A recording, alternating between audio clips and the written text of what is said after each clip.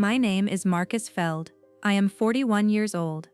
On March 14th, at approximately 2:15 in the afternoon, my sister-in-law Gloria handed me an invoice for $48,200 and told me I owed it to the family estate within 60 days.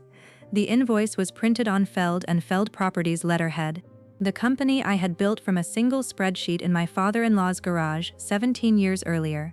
The company that had not included my name on its registration documents for the past 31 months. I looked at the routing number at the bottom of that invoice. It ended in 4012. I knew every account the company had ever used. None of them ended in 4012. I held the paper with both hands, my thumbs pressed into the margins until the skin underneath went white. I did not speak, I did not blink. I was already running the numbers backward, matching the formatting against every template I had personally designed for that company since 2007. The kerning on the dollar sign was wrong.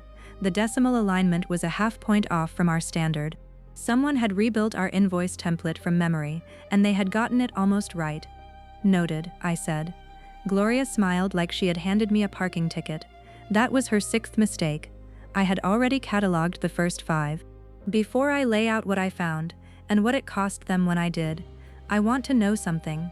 What time is it where you are? I've learned to note the time of things. It matters more than people realize. I am a forensic accountant. Not the kind you see on television tracing drug cartels through shell companies, the kind that sits in a windowless room for 9 hours reconstructing the financial anatomy of a business from purchase orders and payroll stubs. I spent 14 years at a mid-sized audit firm in Columbus, Ohio, specializing in construction company fraud, phantom vendors, inflated material costs, change order manipulation. My supervisor used to say I could smell a fake invoice the way a sommelier smells cork taint. That was generous. What I actually did was read numbers the way other people read faces. Inconsistency has a texture, a rhythm that breaks, a digit that sits wrong inside a sequence, the way a cracked tile sits wrong inside a floor. That skill had exposed $11 million in fraudulent billing across 47 construction audits over 14 years. It was about to dismantle my own family. I married Nina Feld in 2009. She was smart, generous, and had a laugh that sounded like something you'd want to hear again immediately. Her family ran Feld and Feld Properties, a mid-sized property management company in central Ohio. 38 residential units, 12 commercial leases, and a reputation that had been built across 2 generations by her father, Arthur Feld, before a stroke took most of his mobility in 2011. After Arthur's stroke, his eldest daughter Gloria assumed control of the business. Not through any document, not through any vote. She walked into the office the Monday after Arthur came home from the hospital, sat in his chair and started signing checks. No one questioned it. Nina didn't question it. I didn't question it. What I did was keep things running. Gloria had vision. She had opinions about expansion, rebranding, tenant relations, and the aesthetic direction of the lobby renovations. What she did not have was the ability to reconcile a bank statement. That was where I came in. By 2012, I was handling all accounts payable, all accounts receivable, tenant invoicing, vendor contracts, tax filings, and quarterly reporting. I did this on nights and weekends while maintaining my full-time position at the audit firm. I did this for free. I did this because Nina asked, and because Arthur, from his wheelchair in the living room, once grabbed my hand and said, "Marcus, you're the only one in this family who understands the numbers. Keep them honest." I kept them honest. I modernized their billing system. I migrated their records from a filing cabinet to a cloud-based accounting platform. I identified $14,000 in annual vendor overcharges and renegotiated 3 maintenance contracts that saved the company $22,000 in the first year alone. I built the reporting templates. I built the invoice templates. I built the tenant communication system. I built the entire operational backbone of Feld and Feld Properties, while Gloria attended ribbon cuttings and told people at church that the company was thriving under her leadership. The first time I asked to be formally recognized, listed as a partner, compensated, given some equity, was in 2014. Gloria said the timing wasn't right. The second time was 2016, after I had personally caught a contractor submitting duplicate invoices for $9,400. Gloria said they were restructuring and couldn't take on new obligations. The third time was 2018. Gloria said Arthur's medical expenses made it impossible. The fourth time was 2020. Gloria didn't return my calls for 3 weeks and then invited us to Thanksgiving as though nothing had happened. The fifth time was January of 2023. Gloria sat across from me at a restaurant she had chosen, a new Italian place she wanted to expense as a business dinner, and said, "Marcus, the family appreciates everything you do, but Feld & Feld is a Feld company. You married into this family. You didn't build it." I had built every system she used to run it. I had built the spreadsheet she opened every morning. I had built the templates she printed her name on. The irony is that I spent my entire career finding the exact moment a business partner started stealing from the company they claimed to love. I could pinpoint the quarter, the invoice, the first redirected payment. I traced deception for a living, and for 11 years I sat inside one and called it family. Nina saw my face that night after the restaurant. She touched my shoulder and said, "She doesn't mean it the way it sounds." Nina always said that. About the time Gloria scheduled our family vacation without consulting us and then billed us for a third of the rental. About the time Gloria told the tenants that she personally handled all financial oversight. About the time Gloria introduced me at a property association dinner as Nina's husband. He helps with the books sometimes. Nina loved her sister. That love had a cost she refused to calculate. In February of 2023, I stopped. I stopped running payroll on Saturdays. I stopped reconciling vendor invoices at 11 at night. I stopped answering Gloria's texts that always began with quick question and never were. I simply did not log into the system. I waited. 3 weeks passed before anyone noticed. The first sign was a call from a tenant named Deborah Munoz in Unit 14B. She hadn't received her January statement. Then a vendor called about an unpaid invoice from December that I had flagged for review, but no one had processed. Then another tenant. Then 2 more vendors. By mid-March, the accounts receivable was 31 days overdue across 11 tenants, and 3 vendor contracts were at risk of late payment penalties. That was when Gloria handed me the invoice for $48,200. She called it a reconciliation charge. She said it represented costs the family had absorbed on my behalf, my share of Arthur's medical expenses, maintenance on the property Nina and I rented below market rate from the family portfolio, and administrative overhead for the years the company had carried me without formal compensation. I read the invoice line by line. My profession does not allow me to skim. The first line item was $18,000 for Arthur's home care, attributed to a provider called Lakewood Senior Services. The second was $14,200 for property maintenance on our unit, referencing work orders I had never seen. The third was $16,000 for administrative overhead, calculated at a rate of $800 per month across 20 months. Then I found something else. The invoice listed a payment account. The routing number, the one ending in 4012, did not match any Feld & Feld Properties account. I had set up every bank account the company had ever used. I knew the routing numbers the way I knew my children's birthdays. This one was foreign. I did not react. I set the invoice on the counter where Gloria had placed it, and I stood very still. Something in me was running numbers I hadn't asked it to run. The $800 monthly rate for administrative overhead, 20 months. That put the start date at July 2021. July 2021 was the month I had upgraded the entire accounting platform and migrated 6 years of records. The month I had done the most work I had ever done for that company in a single 30-day period. Gloria had started billing me for my own labor the same month I delivered the most value. That was layer 1, the surface, the insult the audience can see. Then I found something else. I called Lakewood Senior Services. They had no record of Arthur Feld as a client. Arthur's home care was provided by a company called Bright Path Health, paid through Arthur's own insurance and supplemented by Medicaid. The $18,000 line item on my invoice was for a service that did not exist, from a provider Arthur had never used. I pulled the work orders for the $14,200 in maintenance on our rental unit. 3 of the 4 referenced work completed by a company called DLR Contracting. I checked the vendor database I had built. DLR Contracting was not in it. I had never approved a payment to them. I had never seen a contract. I searched the Ohio Secretary of State Business Registry.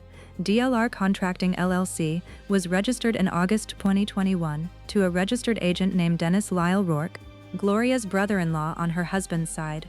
The company had no website, no Yelp listing, no BBB registration. Its registered address was a UPS mailbox in Westerville. That was layer 2. The hidden setup. The betrayal was not spontaneous. It was infrastructure. Then I found something else. Something that required me to go back further than I wanted to. I logged into the accounting platform I had built and ran a search for any payments to DLR Contracting across the full transaction history. There were 47 payments. The first was dated September 2021. The most recent was February 2023. Total disbursed, $187,400. 47 invoices, each between $2,800 and $6,100. Each approved by Gloria, each coded to maintenance and capital improvements. 47 payments to her brother-in-law's shell company over 18 months while I was the one reconciling the books every weekend. She had started the payments 1 month after I upgraded the system. The new platform's approval workflow required only one signature for payments under $6,500. I had set that threshold myself. She had calibrated every single payment to fall beneath the limit I had designed to protect the company. She used my own system against itself with surgical precision. That was layer 3, the older pattern, the detail from the original invoice. The routing number ending in 4012 appeared on every one of those 47 payments. I traced it. The account was held at a credit union in Delaware, Ohio, under the name DLR Contracting LLC. But the authorized signers on the account were Dennis Rourke and Gloria Feld Whitmore. Gloria's name, on the receiving account. She was not just approving payments to her brother-in-law. She was co-owner of the account receiving them. The $48,200 invoice she had handed me was not a reconciliation charge. It was an attempt to extract one more payment through the same pipeline, except this time, instead of hiding it inside the company's books, she was extracting it directly from me. The document I found that afternoon made everything before it irrelevant, not because it was worse, because it was first. I pulled the original articles of organization for DLR Contracting. The formation date was August 3, 2021. The filing metadata showed the document had been created on a computer with the username gfeldwit. Gloria had not just approved the payments, she had created the company that received them. Arthur's eldest daughter had been siphoning money from the company her father built while her father sat in a wheelchair in the next room trusting her to protect it. That was layer 4, and I had the metadata to prove every word. I printed everything. 47 invoices, the bank account signature card obtained through a formal records request, the business registration, the filing metadata, the comparison between the fake Lakewood Senior Services charge and BrightPath Health's actual billing records, the DLR Contracting formation document with Gloria's computer username embedded in the author field. I organized them chronologically in a binder with tabbed sections. Not because I was angry, because that is how I build a case file. That is what I do.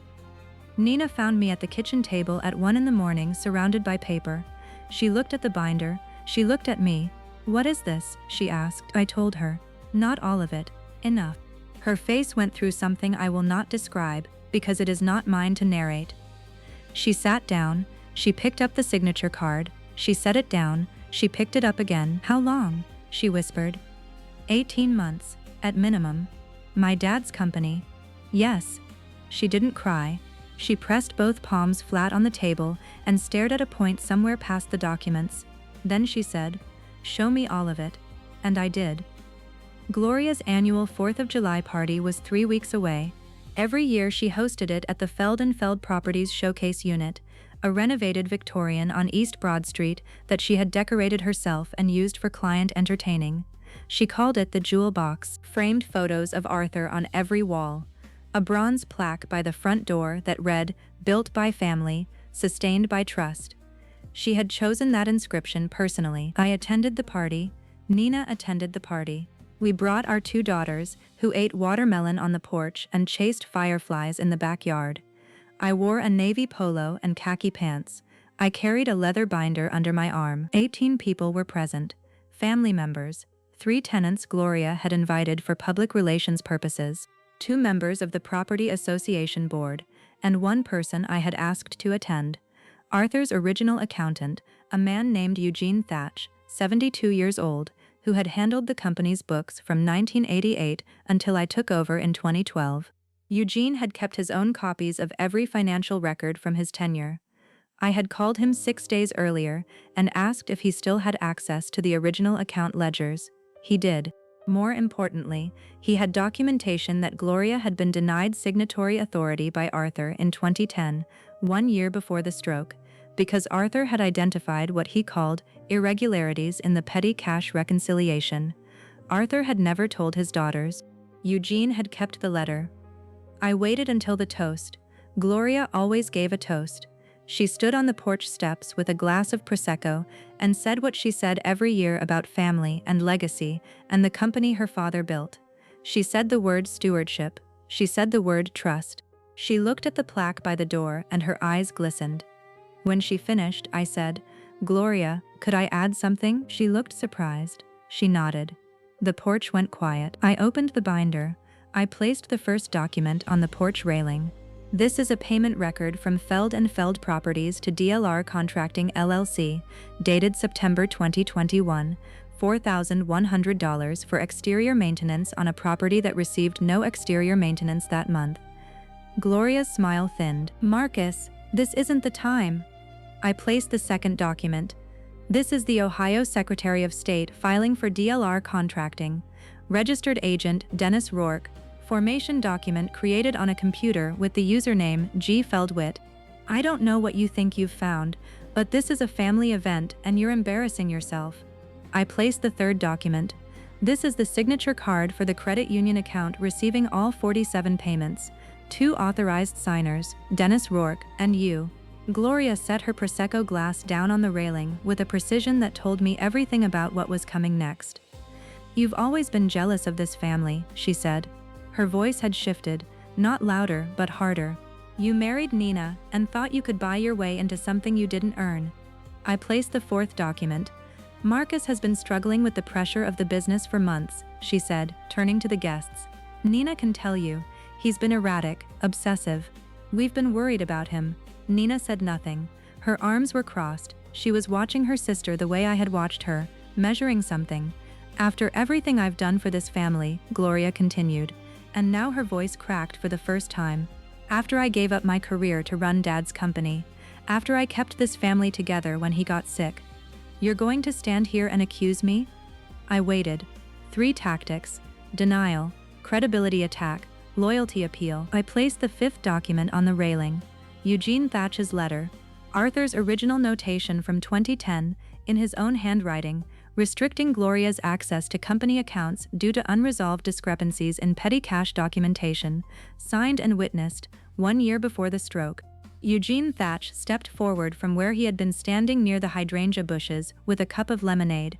He was a quiet man, small glasses, corduroy jacket in July. "I kept a copy of that letter because Arthur asked me to," Eugene said. His voice was mild, almost apologetic. "He told me, if anything ever happens to me, make sure the numbers stay honest. I should have spoken up sooner. I didn't. That's on me." Gloria looked at Eugene, then at the letter, then at the plaque on the door. I said the only thing I had come to say. "Gloria, you didn't run this company, you redirected it, and the system you used to do it was one I built for you with my own hands." I did not elaborate. I closed the binder. I stepped off the porch. I collected my daughters from the backyard, 1 in each arm, sticky with watermelon juice and grass stains, and I walked to the car. Nina followed. She did not look back at the porch. What came after arrived in the order consequences tend to arrive when the structure finally gives way. Within 10 days, 3 of the tenants who had been present at the party filed formal complaints with the Property Association. The association opened a review of Feld & Feld Properties' financial practices. Gloria retained an attorney. The attorney reviewed the documentation I had compiled and, according to Nina, advised Gloria to cooperate fully. Within 3 weeks, Arthur's court-appointed guardian, a role held by a family attorney named Joan Pruitt, petitioned for a full forensic audit of the company's finances from 2021 forward. The audit was conducted by my former firm. I was not involved. I did not need to be. I had already done the work. Within 6 weeks, Dennis Rourke dissolved DLR Contracting LLC. The credit union account was frozen pending investigation. Gloria's signatory authority on all Feld and Feld accounts was suspended by court order. Within 3 months, Gloria and her husband sold their home on Granville Road, the 5-bedroom colonial she had renovated with company funds coded as Property Improvements, Administrative Unit. The sale covered partial restitution. She agreed to a structured repayment plan for the remainder. The total identified in the forensic audit exceeded my original count, $214,000 over 22 months. She had gotten better at hiding it toward the end, but not better enough. Nina's brother Craig, who had been silent through every family dinner, every holiday, every business discussion for a decade, called me in August. He spoke slowly. He said he had noticed things, small things, expenses that didn't match, Gloria's new car, the kitchen renovation. He said he hadn't wanted to believe it.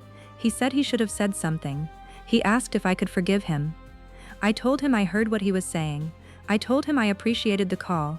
I did not tell him I forgave him, not because I was punishing him, because forgiveness was not mine to offer on Arthur's behalf, and Craig had not yet spoken to his father. Craig visited Arthur the following week. I don't know what was said. I know that afterward, Craig began attending the Feld and Feld financial review meetings as a voting family member. He asked questions, he read documents.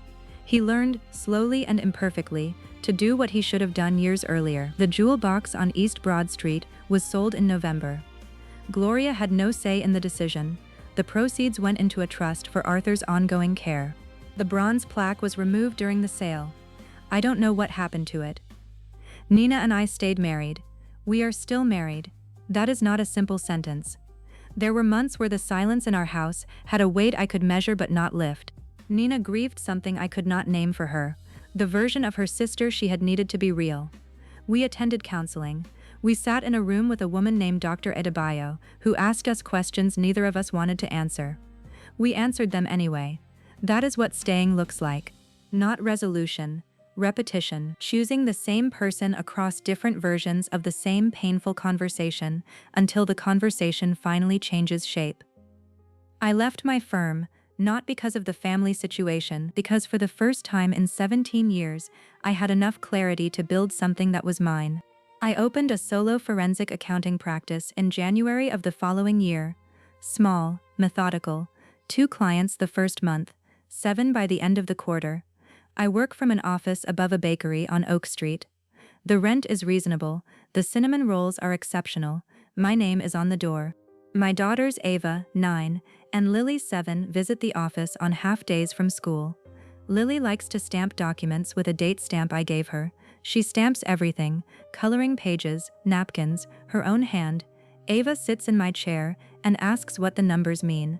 I tell her.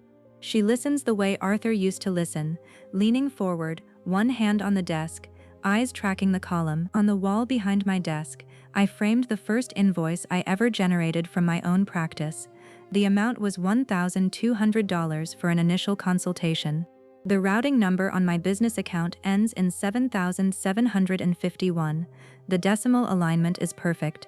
The kerning on the $sign is exactly where it should be.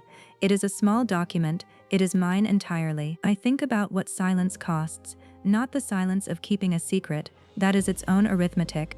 I mean the silence of watching a system operate and choosing not to count what it consumes. I did that for years. I reconciled every number in that company, except the one that mattered, the number that measured what was being taken from the person who built the books. Silence inside a family operates the same way it operates inside a financial statement. It does not eliminate the discrepancy, it compounds it. And by the time someone finally runs the audit, the deficit is always larger than anyone estimated.